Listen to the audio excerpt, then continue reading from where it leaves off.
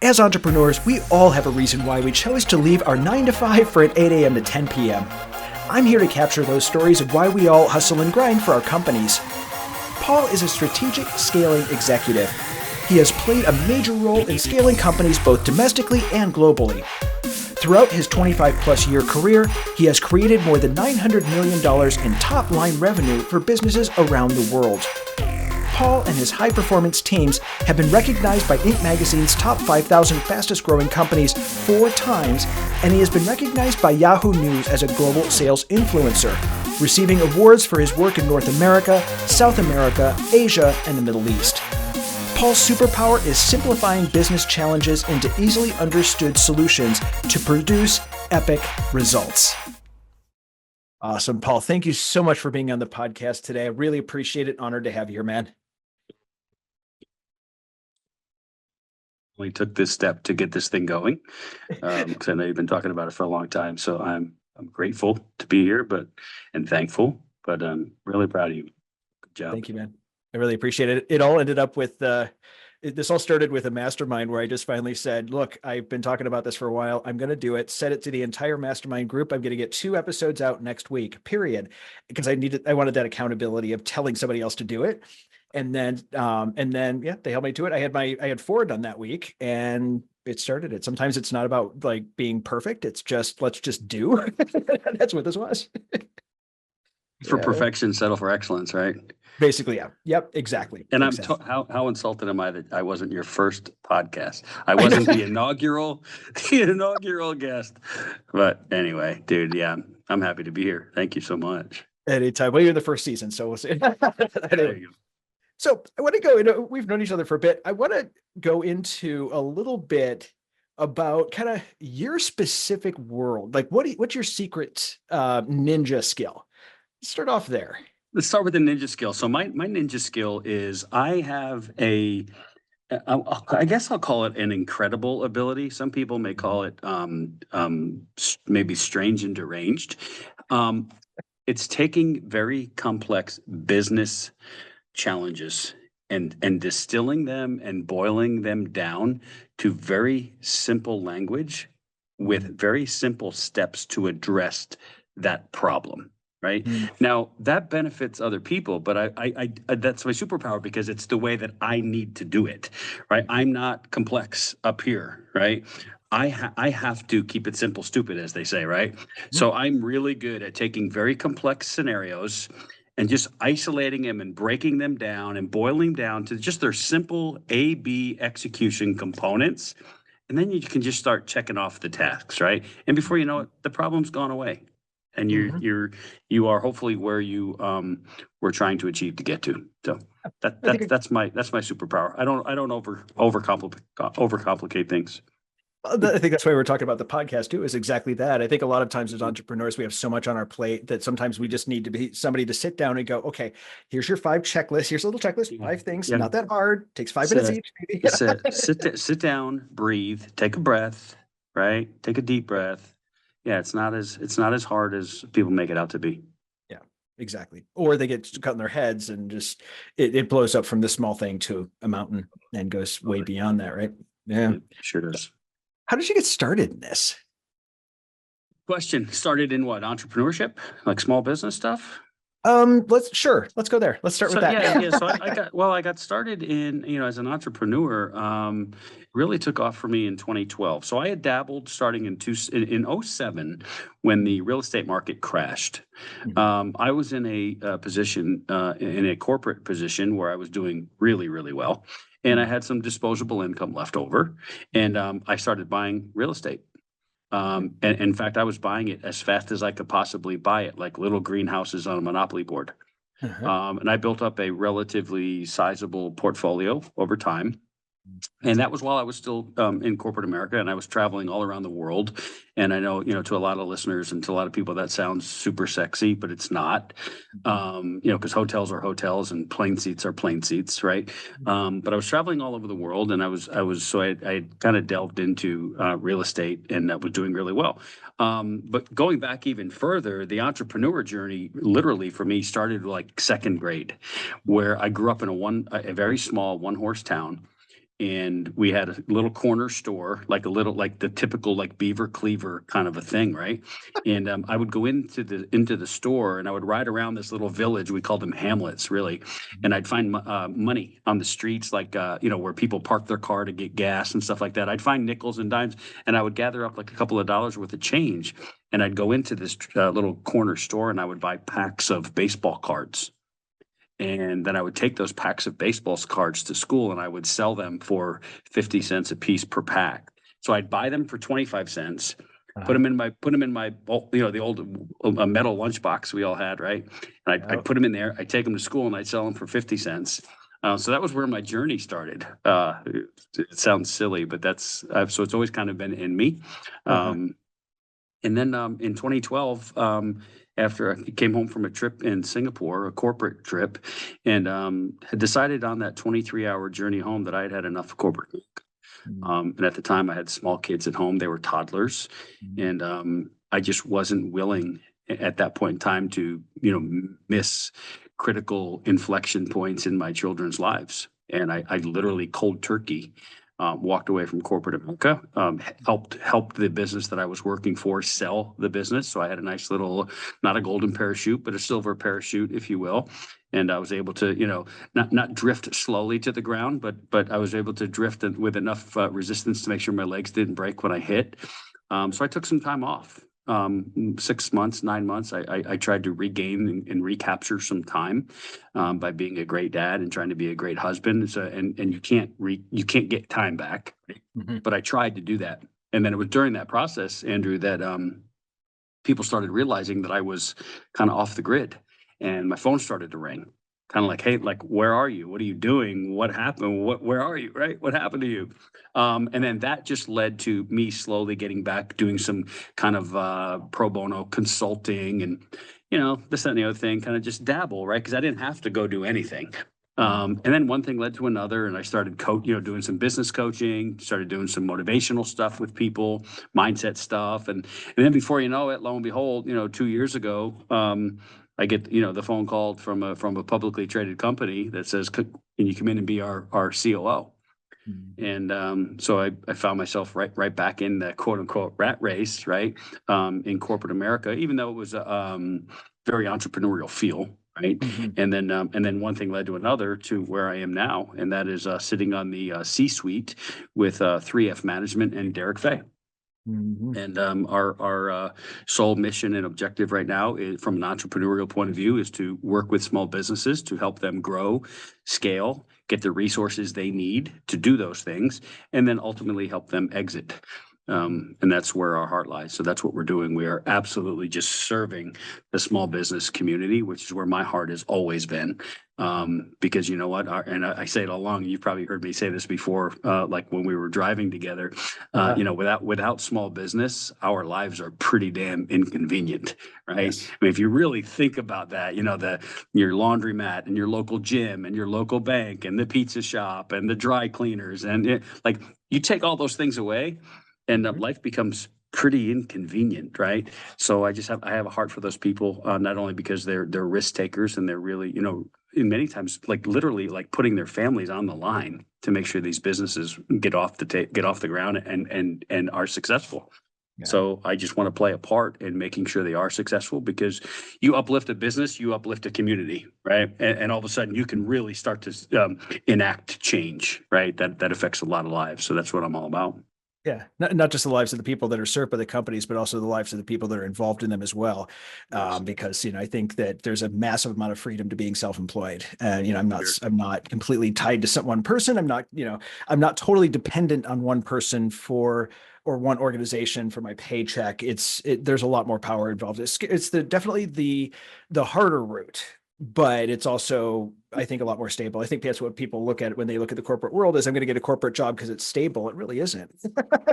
You said it best. I think you sent it to me in a text. You said, and I asked you, I said, what do you want to talk about on the podcast? And you said something along the lines of, let's talk about, why somebody in corporate would want to go from a 9-to-5 job to an 8 a.m. to 10 p.m. job. Yeah. Right. And so that you've encapsulated it perfectly. But it's in that freedom. and it's in that ability to hopefully affect change and impact lives, right? And that's why we do it, right? Yeah. And that's why I wanted to start this podcast. And that's why I call it the Hustle and Grind podcast. It's not just about how much you can work. It's about why we've done that and why a 9 to 5 isn't, why an 8 a.m. to 10 p.m. doesn't seem like it's working that long. You're working those many hours because you're so passionate about it. So that's why I like to hear these stories about where did you come from? What did you do? What was that thing that kind of made you not want to be in the corporate world anymore? Yeah, well, and look, and there's two other prime examples that answer that question specifically. When I was in corporate, I was doing a lot of work in the Middle East, building data centers for the oil and gas sector. And as I would visit these job sites in the middle of nowhere, for example, Saudi Arabia, Saudi Arabia is known as a wealthy country, right, because of oil.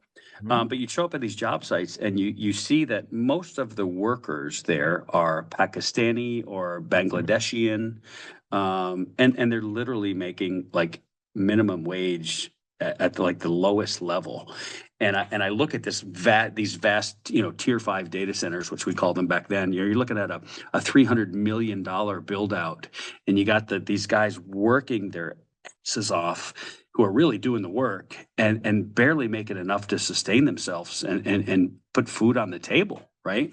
And that really hit me hard from a corporate point of view. I'm like, here you have, and I'm not picking on Saudi Arabia at all, but you look at, the oil companies, they make so much money, but when you really go down, all the way down to the grassroots and who's really making this stuff happen and who's really constructing the infrastructure, it's these people that can barely sustain themselves on a daily basis. And that really, really hit me because I got to know some of them, just because I'm such a curious person anyway. So I would just talk to anybody, right? And I'd learn their stories and that they send money back to Bangladesh to, feed their family for a week. And it just really it tugged at my heartstrings. And then the other one was several years ago, we had a storm roll through Atlanta and my roof got damaged at my home, and we filed the claim and did all this stuff, right? And it was a $46,000 invoice to fix the roof, and which the insurance paid for it. Well, during that process, I would come home and I'd see the guys working on the roof, and I called the guy. I could finally figure out which guy was in charge, and I called him down, and I started talking to him. Well, come to find out, the roofer was paying this subcontractor, the guys on the roof in August in Atlanta, $6,000 for the whole crew. Yet he was invoicing $46,000 to the insurance company. And I'm like, I need to close that gap. I need to learn how to close the gap. So I end up taking that guy who was leading those crews, helped him create his own roofing company, and built him up into his own roofing company. And he's now wildly successful because he gets it. Because he understands, right? He was the guy sweating and grinding, to divvy up, $6,000 over the course of, 2 weeks to try to, pay everybody a couple $100 so they could go do their thing. And I'm like, this is wrong, man. And look, I'm not a socialist. You know that. I'm not saying I'm a capitalist pig in the true sense of the word. But I also believe in fairness, And anyway, so that's kind of what drives me. And I think someone I heard refer to it once as end stage capitalism, where you've just gotten to where, again, I'm totally not very much a fan of capitalism and how it works, as long as it's not usurious, as long as you're not using somebody and taking advantage. And I think there is a line there at some point. And so that's the other reason I like small businesses is they aren't these massive corporations that really truly don't care. They're small folks who personally know like the birth dates of everyone that works for them, stuff like that. That's where I also think small business. I think the better way to handle things would be small, like you said, smaller, like you did with the roofer, smaller businesses kind of coming together in a loose association to get a bigger cause rather than big monolithic things. I don't know. That's my thought on it, but yeah. Or 25 years old and said, yeah, I made $6,000. I collected $6,000 from this roofer and I had to distribute it, amongst my team of 8, right? There's nothing left over. And I looked at him, I said, how would you like to make $20,000 per roof instead of $6,000? And he looked at me and he went, what? I said, bro, let's put you in business because you're a hard worker. You got good dudes here. Let's put you in business. And we did that. So no, that's what I do. Yeah. I love it. I love it, man. It's that service, and that's how I love to make money. It's helping others to really accomplish their dreams. I do it with There's room keynotes for here. both, dude. There's room to help people achieve their dreams and make money. There's room for both. Absolutely. Absolutely. No, very, very true. So I want to go back. You said you transitioned back in air quotes into corporate world as a subcontractor. And I have to say, what was that like? Because that's, I think, what a lot of people have that path. So how did that work out for you? What was that like for you? It was hard for me, and it was hard Okay. for me because when I started consulting, after I had a rather, quote unquote, successful corporate career, Mhm. and now I was going in and consulting and advising with that avatar of me, right?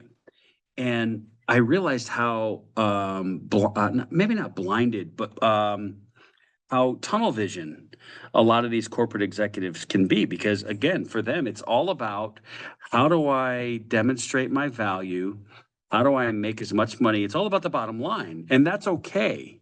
Yeah. But I think a lot of these people lose sight of who they are, what their purpose is, and who they are there to serve Mhm. besides themselves. So I looked at a lot of these people who I would consider peers or colleagues, and I go, wow, like, was that me? Like, what was I driven by? Bottom line, how much money can I make? Solely focused, and creating collateral damage along the way, because I didn't care about what mid-level management was taking home, or how they were taking care of their family. Was I isolated just on my own personal success? And the answer, sadly enough, was yes, I was. Yeah. So it changed my whole mindset. It changed my whole mindset to these people. They need so much more. They need self gratification. They need self validation. They need to understand what being a true leader really is. Right? It's not about beating the your fist on the table and making sure people are hitting KPIs. Now, of course, that has some play. That does have a part, Mhm. but I learned over time that it doesn't. People just need an awakening of what is their purpose, why are you here, and if it's not serving you and serving others, maybe you don't need to be here.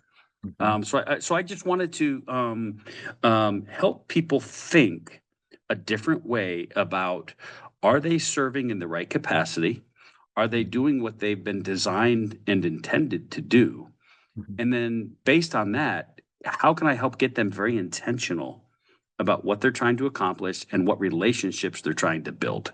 Rather than just say, let me just build this corporate pot of gold, and so that I can buy my kids more Christmas presents than my neighbors.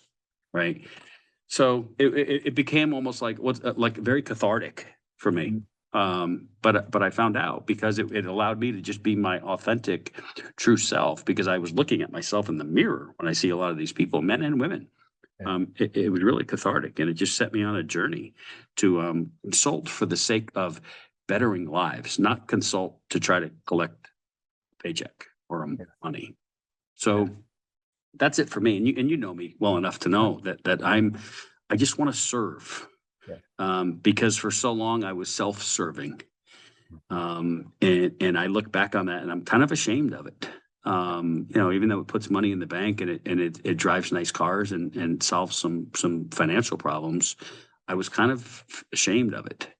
So now I just want to share that good word, that there's more to life than focusing on the money. Because if you focus on the people and your purpose and with intention, the money's just a byproduct, right? The money is just a byproduct. And when people say, hey, I want to go into business, and I ask them why, I don't want to work for the man anymore, and I want to build a $10 million company. I'm like, well, bro, that's a hard thing to do.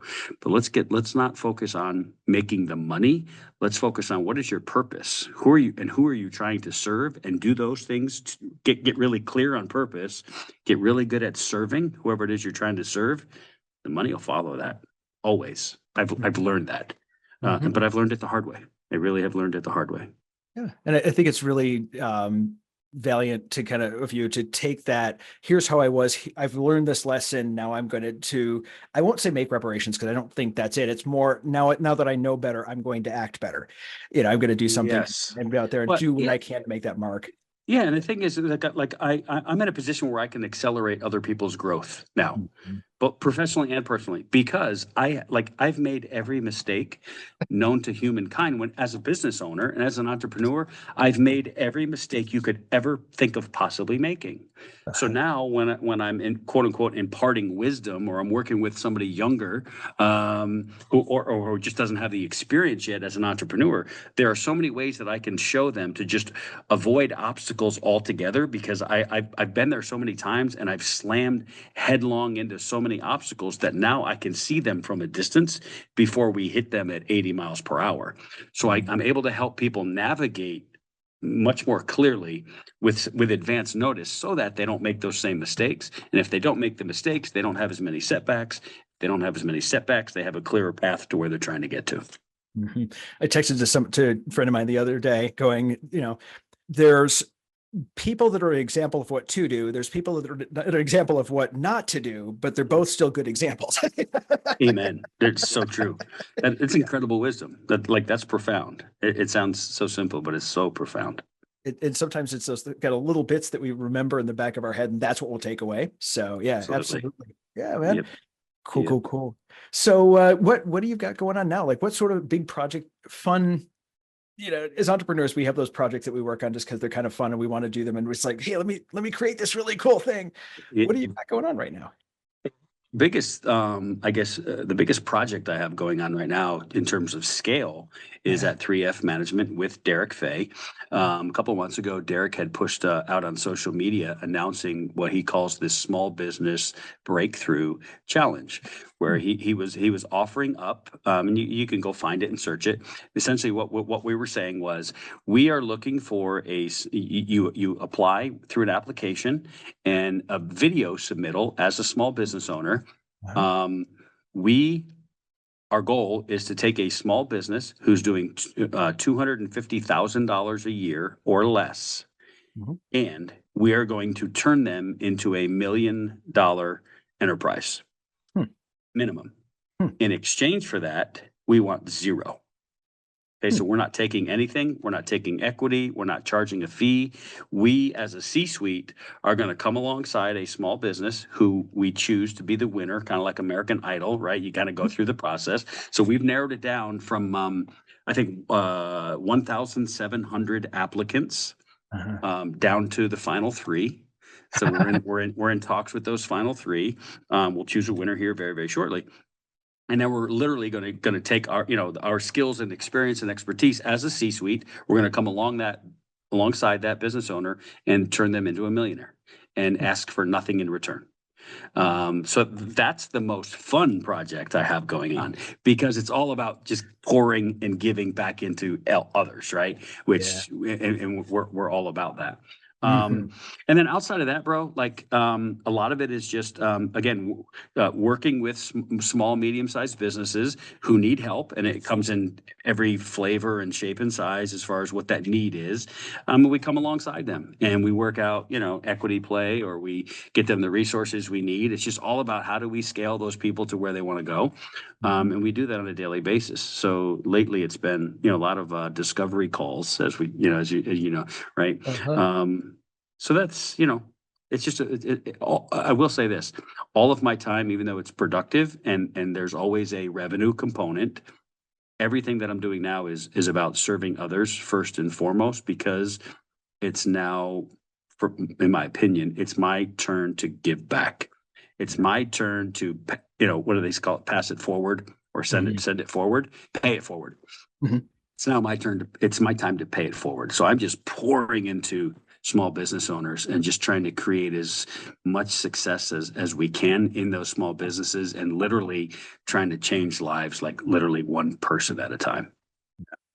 And that's amazing, man. That Cool more power to stuff. you. And that is it's an amazing goal. It's an amazing kind of direction, man. Yeah. Awesome. And And the cool thing about it is, there's never, the goal will never be achieved, right? yes. We'll Yeah. never get to a place where we've touched every life of every small business owner. Uh-huh. But to me, that's the beauty of it, right? Because you get to, certain benchmarks or certain checkpoints. And what it does is, I may say, hey, I want to impact 5 small business owners this month. If Mhm. I've done that, I don't say I've met the goal. It really just re-energizes me and fuels me and fills my tank to go touch the next five, right? And then the next five, and before you know it, at the end of a half a year, you've touched 30 lives who are out now on a path of small business success, and then Mhm. that 30 just fuels you for the next 30, right? So like for me, there is no end game. I'm just going to keep doing this until I just can't do it anymore, you Yeah. know. But it's cool. I just love it. I just absolutely love it. And I love those open-ended goals, the ones where it's sort of like I'm going to do this, and I'm just going to keep walking in this direction for as long as I can walk. There's As not long really as an I can end. walk. It's like the Forrest Gump. I just keep running, you know? Yep. I just keep Basically, running. basically, yeah, So, man. Awesome. So, yeah. while we wrap up here, I do have one question I ask every person, and that is a Mm. book or a podcast that has made a major impact on your life, whether recent, past, Wow. whatever it is a book or a podcast. Because I'm always like reading something, I'm always listening to something, I'm always in the middle of something. And this question I've heard in previous podcasts, and it's allowed me to be able to then grow my Mm, library. It's also the mm. reason why I have a single Absolutely. line item So, in my budget yeah, for yeah. Amazon. I get it, dude. I get it. Oh my gosh. I wouldn't even know where to start, but I'm gonna default to the one that has the most recent impact on me. And Uh-huh. that is Ed Milet's The Power of One More. Mhm. And the book. So Yes. that came out, I don't know, less than a year ago, probably. But and here's why I say Ed Milet. I Uh-huh. had the opportunity at a VIP event in Salt Lake City to spend time with Ed Milet one on one. And I was so impressed by the fact that he engaged me one on one and made me feel as if nobody else existed at this party we were at, which is one of his incredible strengths. Is he knows how to make people feel valuable, right? And we had a long conversation because we're the same age. We both played college baseball. We both have children. We both own businesses, like all that stuff. And I've been listening to him for years. So anyway, I just recently read his book, The Power of One More. So that would be the book for me. Oh, and I say that because it's the most relevant one that's in my mind. Yeah. Of course, I could, if you and I were sitting down over lunch, I'd probably rattle off 50 of them, 40 of which we probably have both already read, but yeah, The Power of One More, Ed Milet, and his podcast too. And I also love Entrepreneur on Fire as a podcast. Entrepreneur on Fire. I forget his name. The Entrepreneur on Fire, former Army captain. Yeah, Entrepreneurs on Fire, great podcast. And it's daily. It's daily, so you can get it like in short snippets. It's like 10 minutes, 12 minutes, 15 minutes, which is like so my vibe, right? I don't like the hour-long podcast that I have to pause and come back to later. These are like just quick hits along the way. Yeah, Entrepreneurs on Fire would be the podcast, and then Ed Milet's Power of One More, the book. Awesome. Well, thank you so much, man, for being Yeah, on the man, thank podcast. you. Really appreciate it. You are an Love it. absolute just like beast at what you do. You are really good at it. You are a genuinely awesome human being. I really, I love being able to call you a friend, man, and to Feelings many mutual, more brother. good things, man. Love it. Thank you. Awesome, man. Talk to you Appreciate soon. you. Thanks, bud. Thanks again for joining us on the Hustle and Grind podcast. If you'd like to learn more about Paul, check out the link in the description.